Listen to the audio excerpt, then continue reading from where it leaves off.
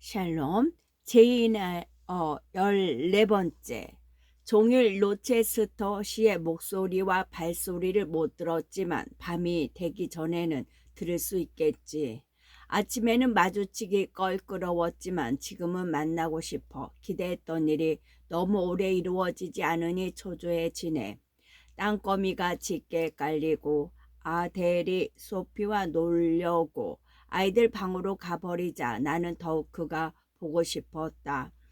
아래층에서 종이 울리지는 않을까 귀를 기울였다. 리어가 무슨 말을 전하러 오지 않을까 하고 귀를 쫑긋 세웠다. 어떤 때는 로체스터시의 발소리가 들리는 것 같았고 문이 열리고 그가 들어올 것 같아 문 쪽으로 고개를 돌리기도 했다.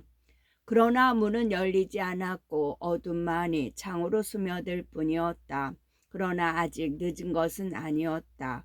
그는 7시나 8시에 나를 부를 때도 있었다. 이제 겨우 6시였다. 그에게 할 얘기가 이렇게 많은데 오늘 밤 꼭 만나야 하는데 나는 그레이스 풀 얘기를 꺼내서 그가 어떤 대답을 하는지 들어보고 싶었다. 어젯밤 그 무서운 계략을 꾸민 사람이 그 여자라고 확신한다면 왜 그토록 사악한 짓을 비밀에 붙였는지 묻고 싶었다.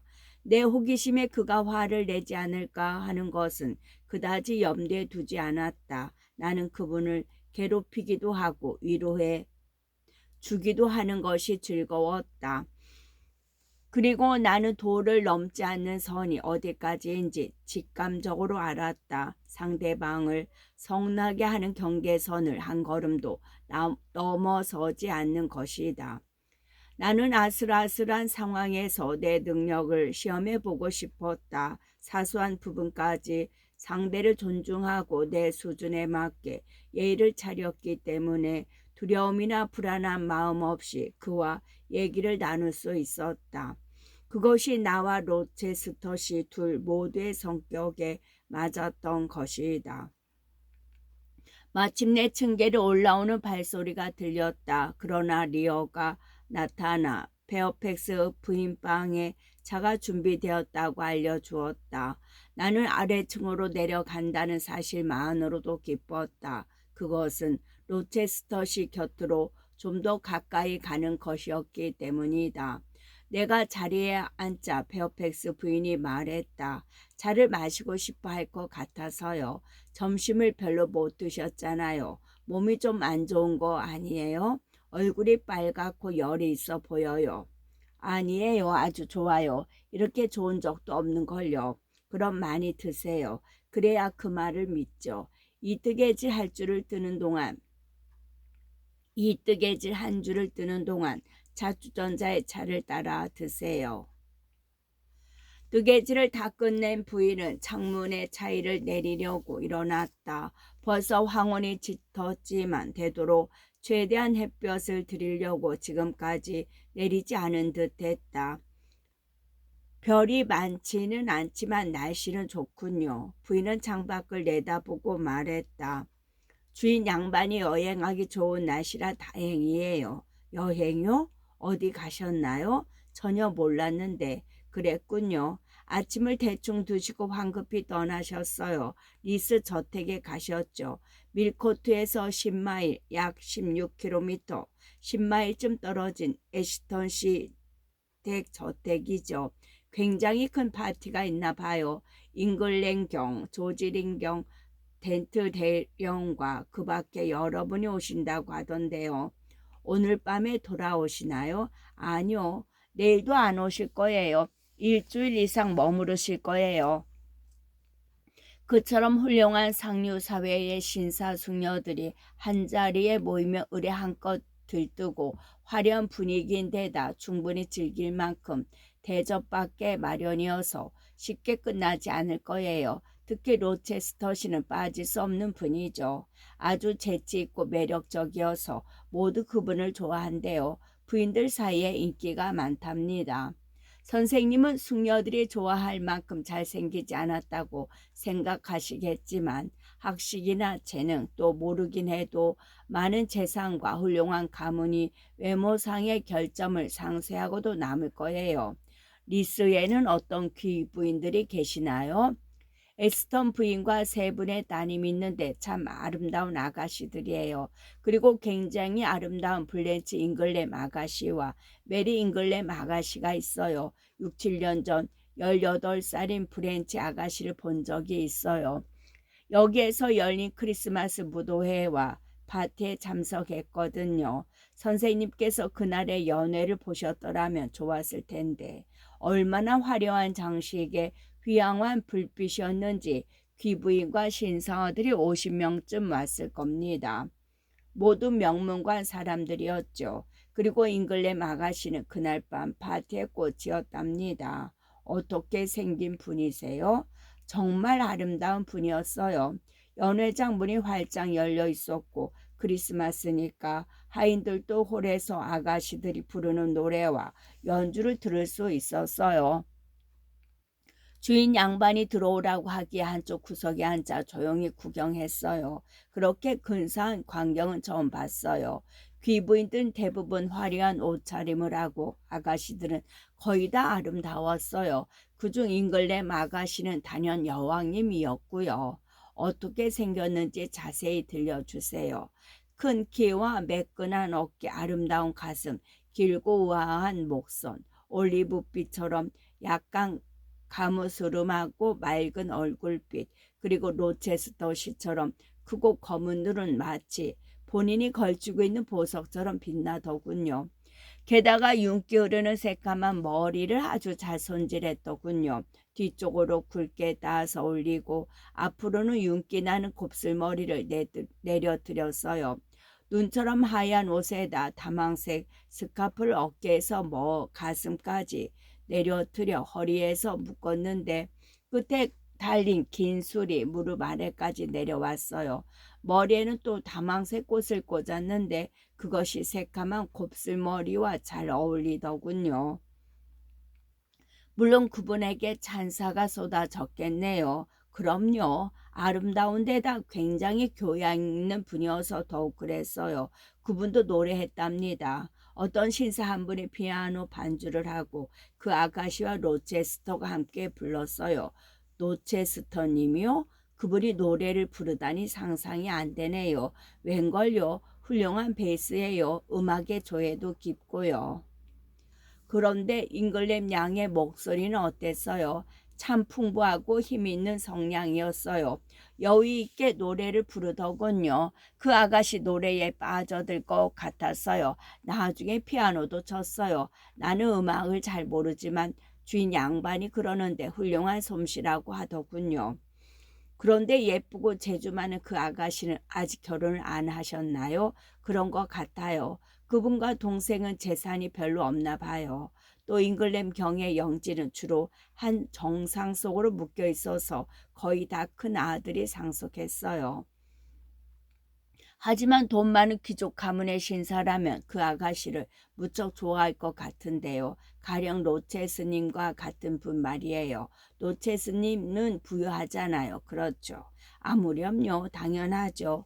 하지만 나이 차이가 너무 많이 나요. 주인 양반은 40이 다 되었는데 그 아가씨는 이제 25이거든요. 뭐 어때요? 나이 차이가 더 많이 나도 결혼만 잘 하던걸요. 그러긴 하죠. 하지만 주인 양반은 그런 생각이 없는 것 같아요. 그런데 선생님은 아무것도 안 드세요? 차만 드시고 다른 건 아무것도 안 드셨어요. 너무 목이 말라서 못 먹겠어요. 차나 한 잔 더 주시겠어요? 나는 로체스터 씨와 아름다운 잉글램 양의 결혼 가능성에 대해 다시 얘기를 꺼내려고 할 때 아델이 들어오는 바람에 다른 얘기로 넘어갔다. 혼자 남게 되었을 때 나는 조금 전에 들은 얘기를 곱씹어 보기도 하고 내 마음을 돌아보기도 하고 내 생각과 감정을 따져보기도 했다. 그리고 끝없는 상상의 들판을 헤매는 듯한 나 자신을 엄격한 손으로 붙들어 상식이라는 안전한 울타리 속에 다시금 넣으려고 애썼다. 나 자신이 만든 법정에 소환되자 기억은 어젯밤부터 줄곧 내가 생각해왔던 희망이나 의지와 감정에 대해 지난 2주 가까이 몰두했던 내 마음의 상태에 대해 증인이 되어 주었다. 이성은 냉정하게 나서서 현실을 철저히 거부하고 이상을 미친 듯이 갈망했다고 솔직하게 말했다. 나는 다음과 같은 판결을 내렸다. 제이네어는 지금까지 이 세상에 태어난 누구보다 어리석다. 일찍이 아무도 너보다 못한 바보라도 달콤한 거짓말을 마음껏 들이켜고 마치 꿀을 마시듯 독을 삼킨 일도 없었다. 나는 또 생각했다. 로체스터 씨가 너 같은 것을 좋아한다고? 네가 그분을 기쁘게 해줄 능력이 있어? 어떤 의미에서 네가 저분한테 소중한 존재란 말이야? 당장 꺼져라. 잠꼬대 같은 소리에 진저리가 난다. 너는 그분이 어쩌다 호의를 표시하면 좋아서 어쩔 줄 모르지. 명문가의 신사가 세상 경험이 많은 남자가 한낱 고용인에 지나지 않은 철없는 아가씨한테 보여준 애매한 표현에 아주 의기양양한 거지. 어쩌면 그렇게도 당돌할 수가 있지. 불쌍한 바보, 얼간이 너 자신을 위해서라도 좀 더 현명해질 수 없겠니? 지난밤 그 짧은 순간을 오늘 아침에도 되새겨 보다니 창피하지도 않니? 네 눈에 대해 뭐라고 칭찬했다고? 참으로 눈먼 강아지로구나. 눈꺼풀을 축혀 올리고 너의 저주스러운 어리석음을 똑똑히 봐. 결혼할 생각도 없는 자기보다 높은 사람한테 칭찬받아서 뭐 하겠다는 거야? 은밀한 사랑에 자신을 태우는 것처럼 어리석은 짓이 어딨어. 보답받지 못하고 알아주지 않는 사랑은 거기에 빠진 사람을 파멸시키고 말아. 그리고 상대가 그것을 알아채고 사랑해 준다 해도 도깨비 불을 쫓아 빠져나올 수 없는 진흙 구덩이로 끌려 들어가고 말 거야. 그러니까 제인애여, 너의 선고를 명심해. 내일 거울 앞에 앉아 도화지에 네 얼굴을 크레용으로 그려봐. 모든 결점을 하나도 빼먹지 말고 그대로. 보기 싫은 선 하나도 빼놓지 말고 있는 그대로 그려봐. 아무리 흉한 부위도 빼먹거나 고쳐서는 안 돼. 그리고 아래에 의지할 곳 없고 가난하고 못생긴 어느 가정교사의 조상화라는 제목을 달아. 그 다음에는 고급 도화지를 한 장 꺼내 팔레트를 꺼내 가장 선명하고 아름답고 밝은 색을 만들어라. 네가 가진 가장 좋은 낙타 털 붓으로 네가 상상할 수 있는 가장 아름다운 얼굴을 정성껏 그려라. 페이펙스 부인이 설명해준 블렌치 잉글램 양의 얼굴을 그리고 가장 아름다운 색으로 가장 부드럽게 칠해라. 촉촉하고 새카만 곱슬머리와 동양적인 눈을 잊지 말고. 뭐라고? 눈은 로체스터 씨의 눈이 좋겠다고? 정신 차려. 이제 감정은 금물이야. 뒤돌아보지 마. 이성적인 판단과 결단력으로 밀어붙여. 당당하고 매끈한 이목구비, 그리스 조각 같은 목덜미와 가슴을 명심해라. 우아한 곡선이 눈부신 팔과 섬섬 옥수를 그려. 또 다이아몬드 반지와 금팔찌 같은 보석도 지장해. 하늘거리는 엷은 레이스, 빛나는 세틴 드레스, 우아한 스카프, 노랑 장미꽃 등 옷차림까지 그려야 해. 그리고 그 밑에 재색을 겸비한 명문과 숙녀 브렌치의 조상화라고 제목을 달아. 앞으로 노체스터 씨가 호의를 보이는 듯 느껴질 때면 이 그림 두 장을 꺼내 서로 비교해봐. 로체스터 씨는 마음만 먹으면 이 아름다운 처녀의 사랑을 얼마든지 얻을 수 있어. 너처럼 가난하고 보잘것없는 여자한테 감정 낭비할 리 있겠어? 그렇지 않아? 나는 그렇게 하자고 결심했다. 결심하고 나니 마음이 안정되면서 곧 잠이 들었다. 나는 그 판결을 실천에 옮겼다. 크레용으로 자화상을 그리는 데는 한두 시간밖에 걸리지 않았다. 그리고 2주가 채 되기도 전에 내 상상으로 프렌치 잉글램의 작은 조상화를 완성했다. 굉장히 아름다운 얼굴이었다. 그리고 크레용으로 그린 자화상과 비교해 보니 그 차이는 내 자존심이 원했던 만큼이나 매우 컸다. 이 일을 하면서 얻은 것이 있었다. 내 머리와 손을 움직임으로써 마음 깊이 영원히 새겨두고자 했던 새로운 생각이 확고부동해진 것이다. 머지않아 나는 억지로 내 감정을 다스리고자 했던 훈련의 성과를 확인하고 기뻤다. 나중에 일어난 사건에 침착하게 대응할 수 있었던 것이 다 이 훈련 덕분이었다. 이런 마음의 준비 없이 맞닥뜨렸다면 남들이 눈치를 챌 정도로 동요하고 흥분했을 것이다. 제17장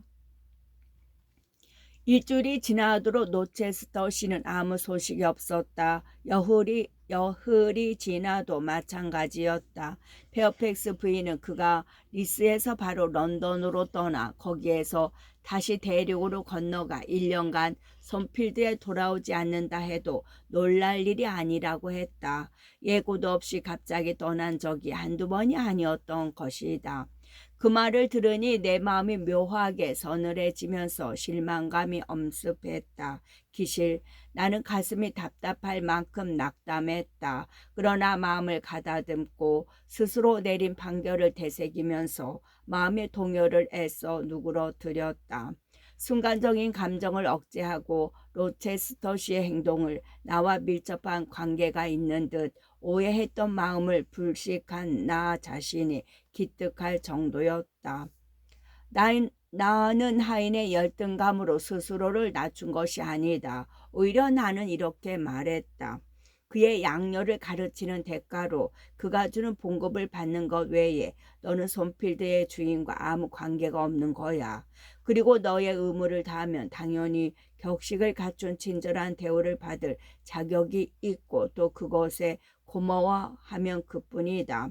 로체스터 씨가 인정하는 우리 둘의 관계는 이것뿐이다. 그러니까 네가 로체스터 씨를 사모하거나 그에게 마음을 빼앗기거나 그것 때문에 괴로워해서는 안 돼. 너와 그분은 서로 신분이 달라. 그러니 분수를 알고 저신해야지. 그리고 사랑을 원하기는커녕 무시하는 사람에게 너의 온 마음과 영혼과 에너지를 낭비해서는 안 돼. 나는 하루 일과를 차질 없이 해나갔다. 그러나 가끔 막연하게 손필드를 떠나야 하지 않을까 하는 생각이 떠올라서 무의식적으로 광고 문안을 궁리하고 새로운 일자리를 이리저리 상상해 보기도 했다. 나는 이런 생각을 떨쳐버려야 한다고는 생각지 않았다. 어쩌면 이런 생각이 싹이 결실을 맺을지도 모를 일이었다. 로체스터가 떠난 지 2주일째 되는 날 우편 배달부가 페어팩스 부인 앞으로 온 편지 한 통을 전했다. 주인 양반이에요. 이제 언제 돌아오실지 알겠네요. 부인이 발신인 이름을 보며 말했다. 그녀가 편지를 읽는 동안 나는 커피를 마시고 있었다. 아침 식사 시간이었던 것이다. 나는 벼랑간 얼굴이 화끈 달아오르는 것을 애써 뜨거운 커피 때문이라고 생각했다. 손이 떨려 커피를 절반이나 받침에 흘린 이유도 굳이 생각하지 않았다. 가끔 여기는 너무 한가하다는 생각을 했는데 좀 몹시 바빠지겠군요. 당분간이지만. 페어팩스 부인은 여전히 안경 앞에 편지를 펼쳐놓은 채 말했다. 나는 왜 그런지 묻기 전에 조금 풀린 아델의 앞치마끈을 여며주고 빵 하나를 건네주고 잔에 우유까지 따라주고 나서 아무렇지도 않은 듯이 물었다. 로체스터 씨께서 곧 돌아오시는 게 아닌가요? 아니요. 사흘 후에 오신다는군요.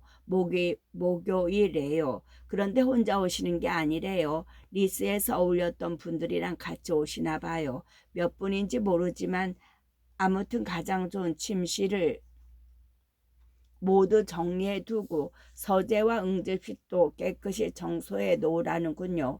밀코트의 조지 여관이나 또 어디 다른 곳에서 부엌일을 할 사람들을 더 구해야겠어요. 귀부인들은 하녀를, 신사들은 하인을 데리고 올 겁니다. 그러면 집이 복닥거릴 거예요.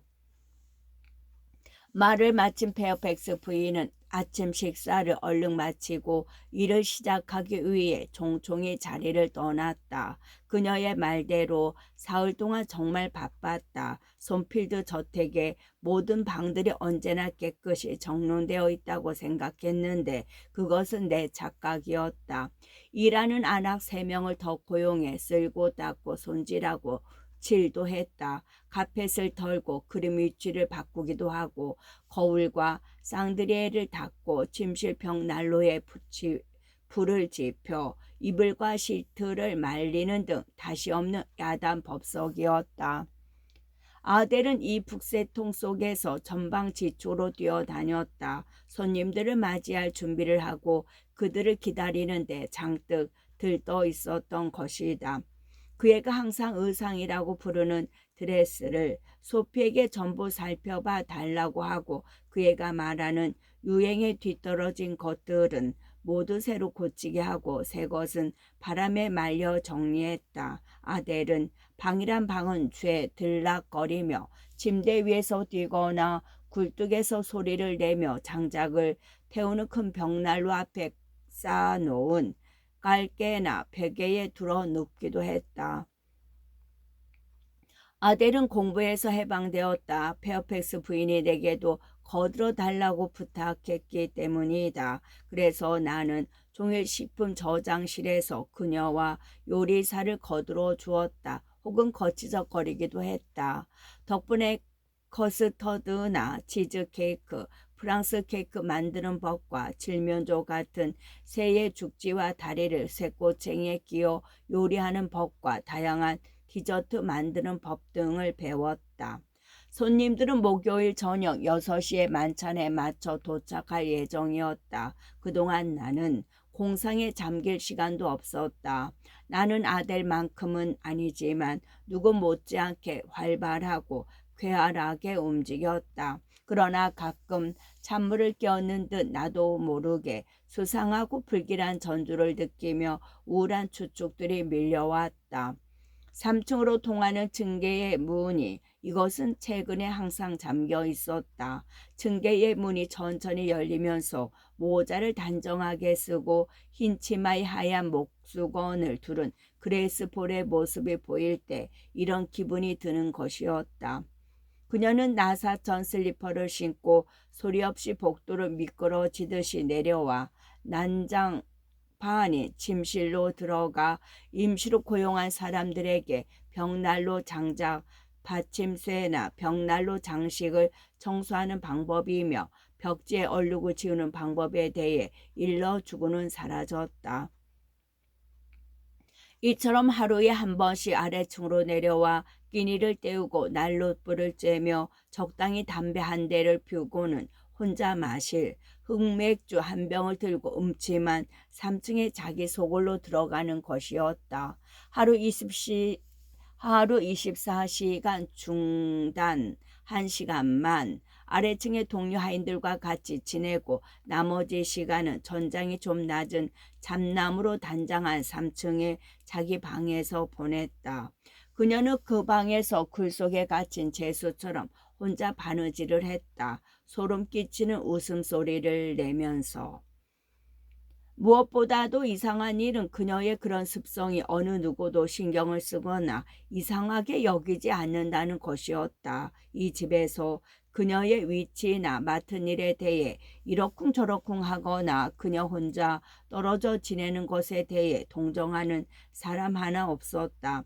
언젠가 나는 품팔이 여자와 리오가 그레이스를 두고 하는 얘기를 엿들은 적이 있다. 품팔이 여자가 먼저 말했다. 저 여자 월급이 꽤 되겠죠? 그럼요. 나도 그만큼 받았으면 좋겠어요. 내 월급에 불만은 없지만요. 이 집이 인색한 건 아니니까. 하지만 내 급여를 폴 부인의 5분의 1도 못 돼요. 그리고 그녀는 저축까지 한다니까요. 월급 날만 되면 밀코트 은행으로 가거든요. 이곳을 그만두고도 혼자 살 수 있을 만큼 모아 놓았을걸요. 하지만 여기 일도 익숙하고 아직 마흔도 안 되었으니 계속 다니는 거죠. 몸도 아직 버틸만 하고요. 일을 썩 잘하나 봐요. 품팔이 여자가 말했다. 그럼요. 자기를 능숙하게 하죠. 아무도 못 따라갈 거예요. 그리고 어느 누구도 그 사람을 대신할 수 없어요. 월급을 더 많이 준다고 해도요. 리어가 의미심장하게 맞장구를 쳤다. 그런 그렇죠. 그런데 주인 어른은 왜? 분팔이 여자가 얘기하려다 멈췄다. 뒤돌아보던 리어가 나를 발견하고는 발꿈치로 그녀를 슬쩍 쳤던 것이다. 저분은 모르나요? 분팔이 여자의 속삭임이 들려왔다. 리어가 머리를 가로저었다. 대화는 끝났다. 내가 그녀들의 대화로 미뤄 짐작한 것은 이랬다. 손필드에 어떤 비밀이 숨겨져 있고 나만 그 비밀에서 나돌려졌다는 것이었다. 목요일이 되었다. 전날 밤 모든 준비가 깔끔하게 마무리되었다. 카펫을 깔고 침대 커튼에 꽃술을 달고 눈부시게 하얀 이불을 깔고 화장대도 가져다 놓고 가구는 윤이 나게 닦고 꽃병에는 꽃을 한가득 꽂았다. 침실과 객실은 더할 나위 없이 밝고 산뜻했다. 큰 홀도 깨끗하게 청소했고 조각 장식이 있는 시계도 층계와 층계 난가처럼 번들번들 윤이 났다. 식단 찬장의 그릇도 눈부시게 번쩍였다. 응접실과 그 안쪽의 내실에는 희귀한 꽃들이 가득한 화병이 곳곳에 놓여 있었다. 오후가 되자 페어패스 부인은 자신의 옷 중에서 가장 좋은 까만 비단 드레스에 장갑을 끼고 금시계를 잤다. 손님들을 맞이하고 부인들을 각기 방으로 안내해야 하기 때문이었다. 아델도 옷치장을 하고 싶어 했다. 이날은 아델을 손님들에게 소개할 기회가 없을 듯 했지만 그래도 나는 기뻐할 그 아이를 위해 소피에게 짧고 풍성한 모슬린 드레스를 입혀 달라고 했다. 그러나 나는 옷을 갈아입지 않았다. 나는 내 성역인 공부방에서 불려 나갈 일이 없을 것이기 때문이다. 이제 공부방이 나에게는 성역이 되었다. 난처할 때 아주 편한 피난처. 여름의 전령처럼 3월 하순에서 4월 초순에 찾아오는 따뜻하고 화창한 봄날이었다. 바야흐로 날이 저물 무렵이었으나 날이 따뜻해서 나는 창문을 열고 일을 했다. 그때 페어팩스 부인이 옷자락을 사락거리며 들어와서 말했다. 좀 늦나 봐요. 주인 양반께서 말한 시간보다 1시간 늦게 만찬을 준비하길 잘했어요. 이제 6시가 지났으니까요. 존한테 대문 밖으로 나가 길가를 살펴보라고 했어요. 거기에서 밀코트 쪽길이 멀리까지 보이거든요. 그리고 그녀는 창가로 다가와 창밖으로 몸을 내밀고 말했다. 그래, 존 오고 있던가요? 모두 오고 계십니다. 10분 후면 도착하실 거예요. 아델을 따라 나도 창가로 달려갔다. 그러나 밖에서 보이지 않도록 커튼 뒤쪽으로 살짝 비켜섰다. 존이 말한 10분이 얼마나 길게 느껴졌는지 모른다. 마침내 마차 소리가 들리더니 4명의 말을 타고 달려오는 4명이 말을 타고 달려오는 것이 보였다. 그리고 베일이 벌럭이고 깃털 장식이 물결치는 지붕 없는 마차 2대가 그 뒤를 따라 달려왔다. 말을 탄 사람 중 둘은 젊고 멋진 신사였다. 또 한 남자는 검정말 메스루어를 탄 로체스터시였다. 파일럿이 앞장서서 달리고 있었다. 그의 옆에는 한 숙녀가 말을 타고 나란히 달려왔다. 그녀의 자줏빛 승마복은 거의 땅에 스칠 듯했고 베일은 바람에 길게 나부꼈다. 너울거리는 투명한 베일 자락 사이로 풍성하고 윤기 흐르는 곱슬머리가 흩날렸다. 잉글렘 양이네요. 페어패스 부인이 그렇게 외치고는 아래층으로 급히 내려갔다. 마차 행렬은 저택에 굽이진 마차길로 들어서면서 시야에서 사라졌다. 이때 아델이 자기도 아래층으로 내려가겠다고 졸랐으나 나는 그녀를 무릎에 앉히고 부르기 전에는 함부로 손님들 앞에 나가면 안 된다고 이르고 로체스터 씨가 크게 화낼 거라고 다일렀다. 그러자 아델은 당연히 눈물을 흘렸으나 내가 무서운 표정을 짓자 간신히 눈물을 거두었다. 홀에서는 즐겁게 떠드는 소리가 들려왔다. 신사들의 굵은 음성과 부인들의 맑은 목소리가 어우러졌다. 그중 유난히 내 귀에 꽂히는 것은 높지는 않지만 손님들을 크게 반기는 손필드 저택 주인의 목소리였다. 이윽고 층계로 올라오는 가벼운 발소리가 들렸다. 그리고 복도를 가볍게 뛰어가는가 싶더니 부드럽고 명랑한 웃음소리와 문을 여닫는 소리가 났다. 그러고는 한참 동안 조용했다. 옷을 갈아입는 거예요. 귀를 쫑긋 세우고 있던 아델은 이렇게 말하고 일거수일투족을 귀로 쫓다가 한숨을 내쉬었다. 우리 엄마 집에서는 손님이 오시면 저는 응접실이랑 침실이랑 모두 따라다녔어요. 하녀가 부인들 머리를 빗기거나 옷 입혀주는 것도 다 봤어요. 얼마나 재밌는데요. 그렇게 다 배우는 거예요. 아델 배고프지 않니? 배고파요, 선생님. 점심 먹은 지 대여섯 시간이나 지났어요. 그럼 부인들이 방에 계시는 동안 내가 아래층에 내려가서 먹을 것 좀 가져올게. 나는 조심스레 피난처를 나와 부엌으로 통하는 뒤쪽 층계로 갔다. 부엌에는 불을 피우고 야단 법석이었다.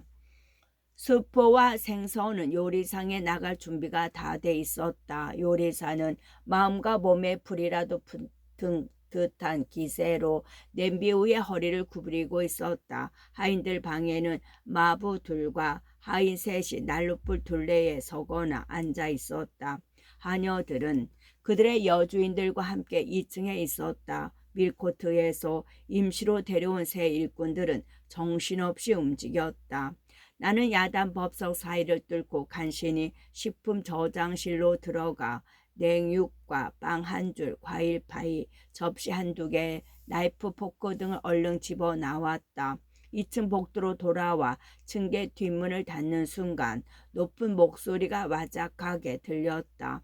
귀부인들이 방을 나오는 것이었다. 공부방까지 가려면 그녀들 방을 지나가야 하는데 지금 나가면 부딪히기 십상이었다. 게다가 음식을 들고 가다가 마주치면 위험할 수 있었다. 나는 유리창이 없어 어두운 복도 끝 구석에 가만히 서 있었다. 해가 지고 어둠이 밀려오고 매우 깜깜했다. 금세 방마다 아름다운 부인들이 나오기 시작했다. 어둠 속에서도 번쩍번쩍 빛나는 화려한 옷을 입고 명랑하고 경쾌하게 걸어갔다. 잠시 그들은 내가 서 있는 복도 반대쪽 끝에 몰려서서 부드럽고 유쾌하며 감미로운 말투로 얘기를 나눴다. 그러다가 눈부신 안개가 언덕 아래로 굽이치며 내려가듯이 소리 없이 계단을 내려갔다.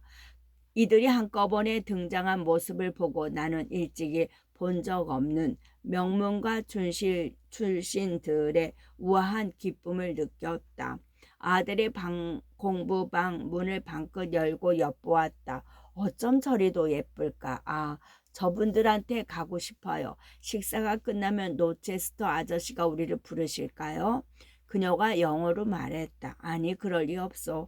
로체스터 씨는 할 일이 너무 많아서 그런 생각을 할 겨를이 없거든. 오늘 저녁은 부인들 앞에 나설 생각하지 마. 아마 내일은 만날 수 있겠지. 자, 저녁이나 먹자. 아델은 정말 배가 고팠는지 닭고기와 파이를 허겁지겁 먹었다. 먹을 것을 가져오길 잘했다. 그렇지 않았다면 아델과 나와 소피는 저녁을 굶을 뻔했다. 소피를 포함해 우리 셋은 내가 가져온 음식을 함께 나눠 먹었다. 아래층 사람들은 일에 지인 나머지 우리 생각은 안중에도 없었다. 9시가 지나서야 디저트가 나왔고 10시쯤에도 하인들은 쟁반과 커피잔을 들고 부산스럽게 움직였다. 나는 평소보다 훨씬 늦은 시각까지 아델을 재우지 않았다. 아래층 문이 연신 열렸다 닫히고 사람들이 수건거리는 소리 때문에 잠을 잘 수 없다고 우겼기 때문이다. 게다가 잠옷을 갈아입었는데 로체스터 아저씨가 오라고 하면 어떡하냐고 한술 더 떴다. 나는 아델이 듣기 싫다고 할 때까지 옛날 이야기를 들려주었다. 그러고 나서 기분 전환을 할 겸 복도로 데리고 나갔다. 홀의 등불이 환하게 밝혀져 있어 하인들이 바쁘게 지나다니는 모습을 난간에서 내려다보는 것만으로 그녀는 좋아했다. 밤이 이슥하자 응접실에서 음악 소리가 들려왔다. 피아노가 응접실로 옮겨져 있었던 것이다. 아델과 나는 층계 꼭대기에 앉아 피아노 소리를 들었다. 그 피아노의 높은 가락과 함께 노래 소리가 들렸다. 목소리가 참 아름다운 부인이었다. 독창이 끝나고 이중창과 혼성 합창이 이어졌다. 노래에 섞여 간간히 즐겁게 대화하는 소리도 들렸다. 한동안 귀를 기울이다가 갑자기 내 귀가 갖가지 음색 속에서 로체스터 씨의 목소리를 골라내려고 온 신경을 집중하고 있다는 사실을 깨달았다. 그 즉시 그의 목소리를 찾아냈지만 너무 멀어서 무슨 말을 하는지는 알아들을 수 없었다. 시계 종소리가 11시를 울렸다. 아델을 보니 그 어깨에 머리를 기대고 눈은 이미 반쯤 감겨 있었다. 나는 그녀를 안아 침대에 뉘었다. 신사숙녀가 침실로 들어간 것은 1시가 거의 다 되었을 때였다. 그 다음 날도 전날만큼이나 맑았다. 그날은 손님들이 근처로 소풍을 나가기로 했다. 몇몇은 말을 타고 나머지는 마차를 타고 아침 일찍 출발했다. 나는 그들의 집을 나서는 모습과 돌아오는 모습을 모두 지켜보았다. 잉글램 양은 어제처럼 여자들 중에서도 유일하게 말을 탔다. 그리고 어제처럼 로체스터 씨가 그녀와 나란히 말을 달렸다. 두 사람은 일행과 조금 떨어져 있었다. 창가에서 그 모습을 함께 지켜보던 페어팩스 부인에게 내가 말했다. 부인은 저분들이 결혼할 생각이 없는 것 같다고 말씀하셨지만 보시다시피 로체스터 씨는 다른 누구보다 저 아가씨를 좋아하는 게 틀림없어요. 그러네요. 그분을 좋아하는 것 같아요. 그리고 그녀도 로체스터 씨를 저것 좀 보세요. 마치 비밀 이야기를 하듯이 머리를 로체스터 씨 쪽으로 기울이고 있잖아요. 얼굴 좀 보고 싶은데 아직 못 봤거든요. 오늘 저녁에는 보실 거예요. 끝.